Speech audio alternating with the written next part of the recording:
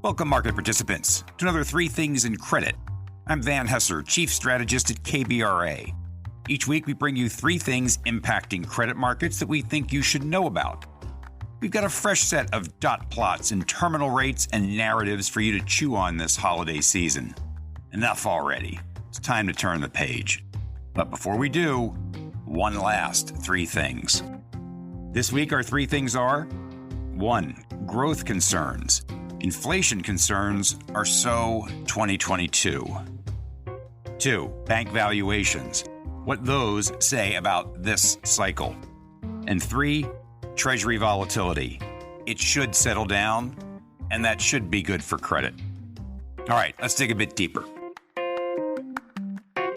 Lots of chatter out there that we have moved on to a new phase in markets, one focused more on growth concerns rather than inflation concerns. Now, not to be nitpicky here, but to us, it's always about growth, but we take the point. The Fed is nearing the end of its tightening cycle, and now market participants will turn their attention to assessing the impact of 2022's dramatic tightening of financial conditions.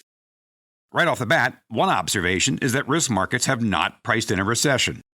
Credit spreads in both investment grade and high yield are not only well inside recession levels, but they're inside long-term averages.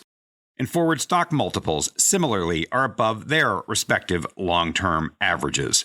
And that said, cyclical sectors such as banks, transportation, energy, and consumer discretionary have all underperformed the S&P 500 since the 1st of November. Something seems to be afoot. Now, this old bank analyst finds the banking sector's performance most interesting because of two countervailing forces that shape investor sentiment. On one hand, rising rates are a good thing for banks as it allows for margin expansion.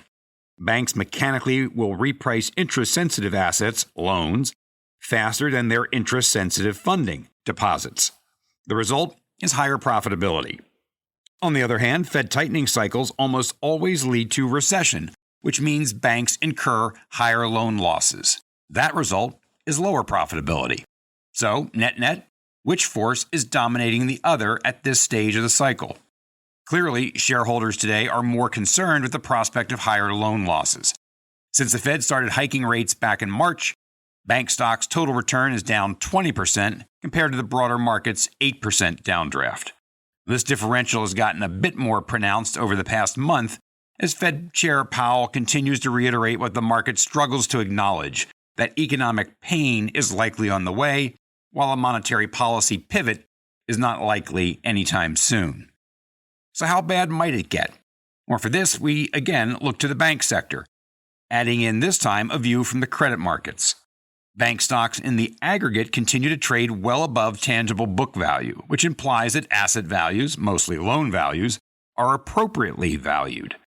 We get concerned when price-to-book values fall meaningfully below 1.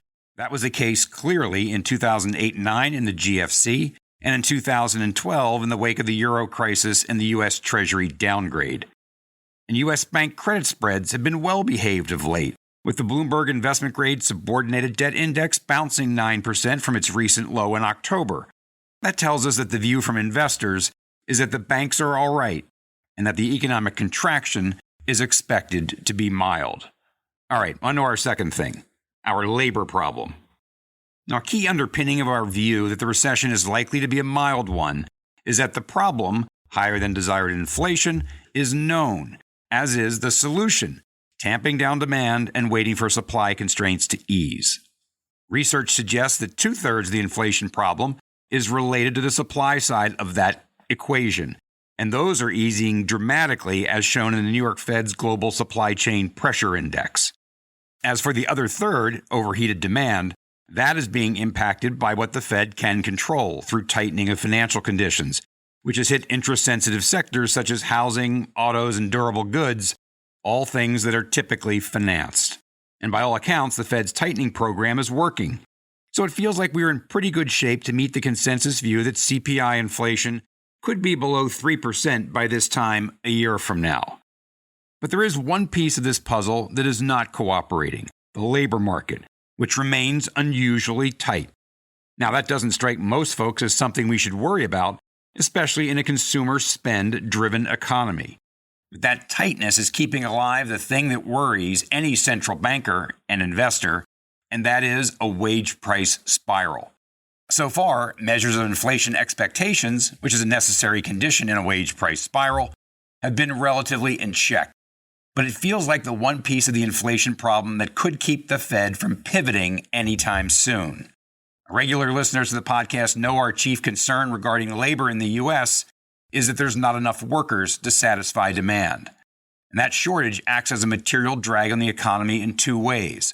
One, it holds back economic activity, something we see consistently in surveys such as the Fed's Beige Book and the NFIB's Small Business Updates. And two, it pressures wages, keeping that wage price spiral in the inflation discussion. The shortage of workers is something that Fed Chair Powell has alluded to for a while now, but really is emphasized at his recent appearance at Brookings and in his comments made at the December FOMC meeting. The problem, according to Powell, is attributed to accelerated retirements, COVID-19 deaths, and a drop in immigration.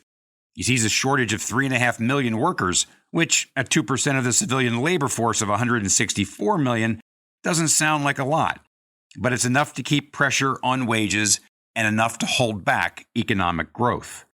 And throw in longer-term demographic shifts, such as the aging population and the fall-off in labor participation among women, and this is shaping up to be a problem without an easy fix. The near-term issue for investors is that this is sure to delay any Fed pivot, likely until 2024 in all probability. And longer term, it will reduce economic growth potential. All right, on to our third thing, stability at the end of the tunnel. Now, looking back, financial historians will characterize 2022 as the year of rates risk, while 2023 will go down as a year of credit risk. What made 2022 a tough year for market participants is that Treasuries, the risk-free rate upon which all risk assets sit, exhibited historically high volatility as measured by the MOVE index, topped only by the GFC in the past 20 years.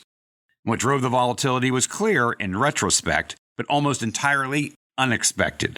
A massive misread of inflation by the market, which triggered the most aggressive central bank hiking cycle since the 1980s. All of which was complicated by what we see as a misguided communication directive from constantly chattering FOMC members.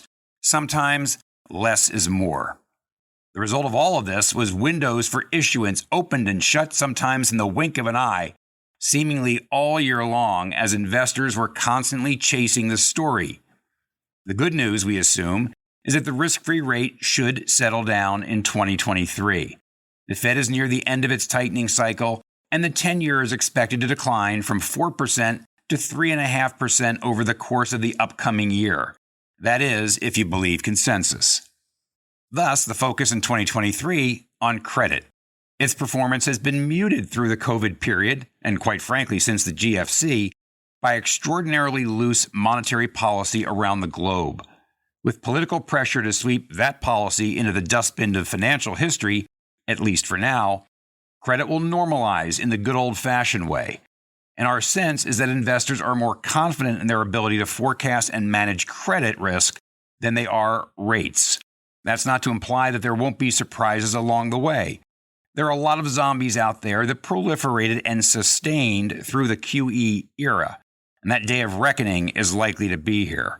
Nevertheless, we are likely moving to a more stable, less interfered with, and less volatile environment. And all of that should be good for credit. So there you have it. 3 things in credit.